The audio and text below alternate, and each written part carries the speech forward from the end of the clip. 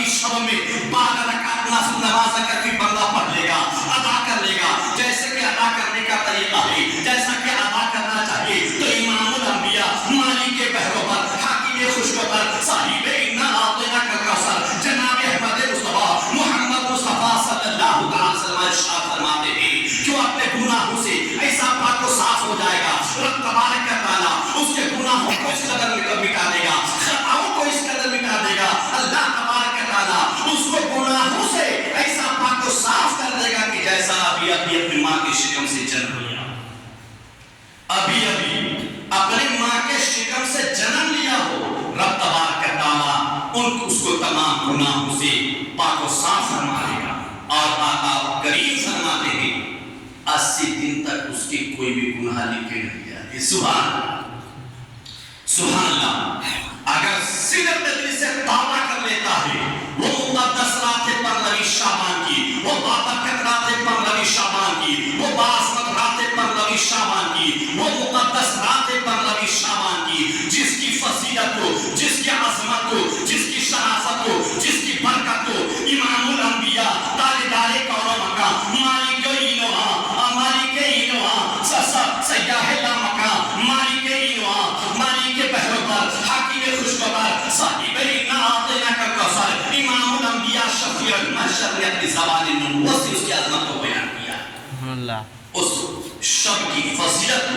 اللہ تبارک و تعالیٰ کہ پیارے حبیب نے بیان فرمایا ہے، اور خود قرآن مقدس کے 25 سورہ دخان کے شروع سورت میں اللہ نے ارشاد فرمایا فیہا یفرق کل امر حکیم، اس رات میں ہر حکمت والے کام کو تقسیم کر دیا جاتا ہے، بانٹ دیا جاتا ہے۔ اس رات میں ہر حکمت والے کام کو اللہ تبارک و تعالیٰ بانٹ دیتا ہے۔ اس لیے میرے عزیزو ایک مقدس مہینہ ہے، مہینہ بھی مقدس ہے، مہینہ بھی بابرکت ہے، مہینہ بھی باعظمت ہے، مہینہ بھی باشرافت ہے، اور اس مقدس مہینے کی آنے والی 15ویں رات شب برات یعنی 15ویں شعبان المعظم کی 15ویں شب جو آنے والی ہے، وہ شب بھی باعظمت ہے، وہ شب بھی بابرکت ہے، وہ شب بھی باعظمت ہے۔ اللہ تبارک و تعالیٰ نے اس مقدس رات کو فضیلت عطا فرمایا ہے، اور اس رات میں عبادت کرنے والے کو رب تبارک و تعالیٰ بے شمار خیر و فلاح عطا فرماتا ہے، عظمت عطا فرماتا ہے۔ اس لیے آپ سب سے گزارش ہے کہ آپ اپنے دین کو سیکھنے کی کوشش کریں، اپنے مذہب کے تعلیم کو سیکھنے کی کوشش کریں، اور جب آپ دین سے قریب ہو جائیں گے، جب آپ مسیح سے قریب ہوں گے، امام سے قریب ہوں گے، علماء سے قریب ہوں گے، علماء دین سے قریب ہوں گے، دین کے خدام سے قریب ہوں گے، دین کے خدمت کرنے والوں سے قریب ہوں گے، نبی کے وارثین سے قریب ہوں گے، تو رب تبارک و تعالیٰ کے فضل و کرم سے آپ آ کے صدقہ تو خیر میں آپ کو آپ کا مذہب معلوم پڑے گا، آپ کو اپنا دین معلوم پڑے گا، آپ کو حلال و حرام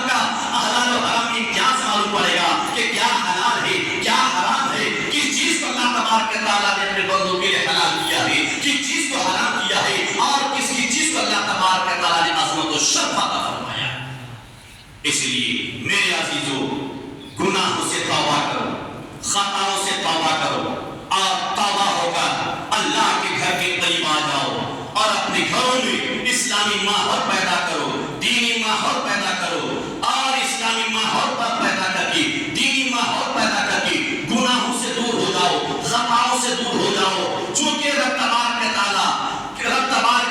کے پیارے حبیب فرماتے ہیں جو بندہ گناہ کرے گا، جو خطاؤں میں زندگی گزارے گا، جو گناہوں میں زندگی گزارے گا، جو گناہوں کے اڈے میں زندگی گزارے گا، رب تبارک و تعالیٰ کل قیامت کے میدان میں اسے سخت عذاب میں ڈالنے والا ہے، رب تبارک و تعالیٰ اسے سزا میں مبتلا کرے گا، اللہ اس کے رزق سے برکت کو ختم کر دیتا ہے، اس کی عمر سے برکت کو چھین لیتا ہے، گھروں بار سے امن و امان ختم ہو جاتا ہے، چین و سکون ختم ہو جاتا ہے۔ اللہ تبارک و تعالیٰ امن و امان کو اٹھا لیتا ہے، خیر و برکت کو ختم کر دیتا ہے، پھر بے چینی کے عالم میں انسان زندگی گزارتا ہے۔ میرے عزیزو اللہ نے ہمیں زندگی اس وجہ سے نہیں دیا کہ ہم زندگی کو گناہوں میں گزاریں، اللہ نے آپ اس وجہ سے نہیں دیا کہ ہم گناہ کی چیز چیزوں کو دیکھیں. اللہ نے زبان اس وجہ سے بھی دیا کہ زبان سے قرآن کی تلاوت کرنے کے بجائے, حدیث رسول کی مطالعہ کرنے کے بجائے, اکابرین کے حیات طیبہ کو پڑھنے کے بجائے, سیرت کو مطالعہ کرنے کے بجائے ہم اس زبان سے گانے گائیں یا بے حیائی لفظ استعمال کریں. اللہ تبارک تعالیٰ نے اس ہاتھ کو اس وجہ سے نہیں دیا ہے کہ ہم غلط میں استعمال کریں, بلکہ اس ہاتھ سے صحیح طور پر صحیح راستہ میں اس ہاتھ کو استعمال کرو. قرآن کو پکڑو, حدیث کو پکڑو, ہر جائز کام اس ہاتھ سے لو. اللہ تبارک تعالیٰ نے وہ پیر اس وجہ سے نہیں دیا کہ ہم چل کر گناہوں کی جانب جاویں, بلکہ اللہ تعالیٰ نے وہ پیر دیا ہے ہم حلال پاکیزہ رزق تلاش کرنے کے لیے نکلے اور اسی پیر سے چل کر خدا کے گھر کی جانب آویں. اللہ کے معبود حقیقی کو سجدہ کریں, اللہ کے گھر کو آباد کریں. جب ہم خدا کے گھر کو آباد کریں گے, اللہ کے گھر میں سجدہ کرنے کے لیے چلیں گے, خدا کے گھر میں سجدہ کرنے کے لیے چلیں گے. بندہ جب گھر میں وضو بنا کر خدا خانہ خدا کی جانب چلتا ہے تو ہر قدم کے بدلے اللہ تبارک تعالیٰ ایک ایک گناہ کو مٹاتا ہے اور ایک ایک درجات اس کے بلند فرماتا ہے. اللہ تعالیٰ نیکیاں لکھتا ہے. میرے عزیزو, اس لیے اپنے نبی کی سنت کو زندہ کرو, سنت رسول پر زندگی گزارنے کی کوشش کرو اور اپنے گھر میں سنت رسول کو عام کرو. صحیح راہ پر ہم زندگی گزاریں. میرے عزیزو, تو آنے والے ماہ شعبان موسم کی 15ویں شب کو ہم خدا کے گھر میں آئیں, اللہ کے گھر میں آئیں. اس دن ہمیں اپنے گھر میں سونا نہیں ہے. اللہ کے بارگاہ میں سجدہ کر کے دعا کیجیے, خود کے لیے دعا کیجیے اور تمام امت مسلمہ مومنہ کے حق میں خیر و فلاح کی دعا کیجیے, جو کہ حالات سنگین ہیں, حالات خطرناک ہیں. میرے عزیزو, جب ہم دعا کریں گے آقا کریم فرماتے ہیں اذا کان العبد فی عون اخیہ کان اللہ فی عون عبدہ. جب بندہ مومن اپنے مسلمان بھائی کے حق میں خیر و فلاح کی دعا کرتا ہے تو رب تبارک تعالیٰ سب سے پہلے اس کی مدد کرتا ہے جس نے مدد کرنے کی دعا کی. اللہ کی بارگاہ میں دعا کی. یہ قصہ لطیف ابھی ناتمام ہے. جو کچھ بیان ہوا وہاں سے باب تھا, رہی اونچا تو پھر کھلیں گی, زندگی بچ کے رہ تو پھر ملیں گی, اور خوب کی سیر چمن پھول چنی شاد رہے, باغ باغ جاتا ہوں میں گلشن تیرا آباد رہے, آباد رہے, آباد رہے. جو حضرات سننے کے نام اپنے